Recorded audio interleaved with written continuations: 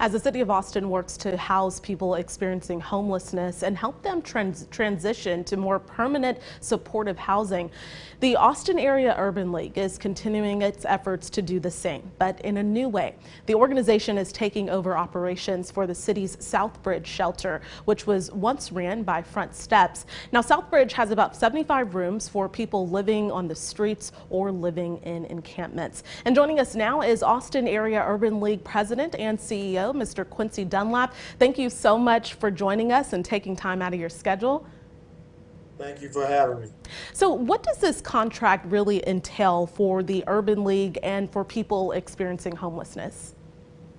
It entails an opportunity for the Austin Area Urban League to provide or continue to provide a level of excellence in service to our homeless brothers and sisters, and provide the actual opportunity to come into safe, energy efficient housing, either in a rapid or emergency scenario, with some wraparound supportive services to help change the trajectory and improve quality of life for those brothers and sisters through the through the continuum of care coordinated entry system for the homeless response system.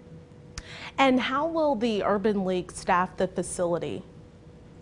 There will be some combination of retention of current staff based on an independent HR assessment, and the acquisition of some new talent to bring in excellence and skill sets where there may be gaps, so that brothers and sisters can have the best opportunity for improved quality of life under the services the Urban League will provide for the shelter.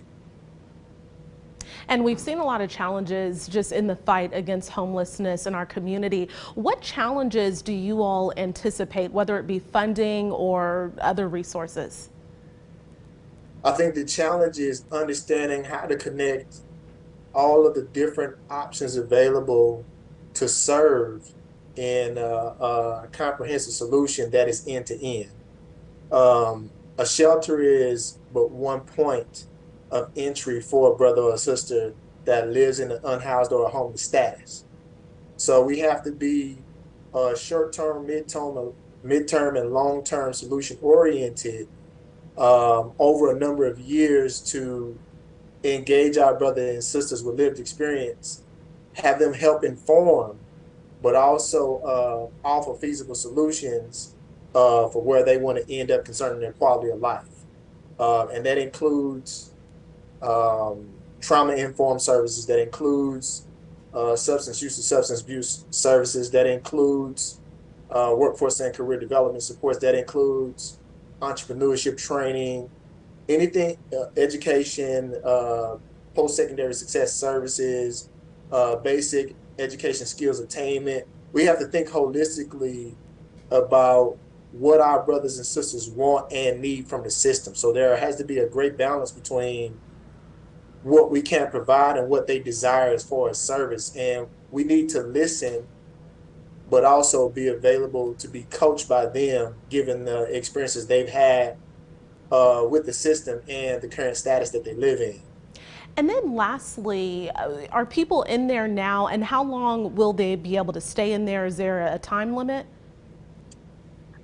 I don't think there is a time limit, but that is to be determined based on the flexibility and the guidelines that we operate the center under for the city.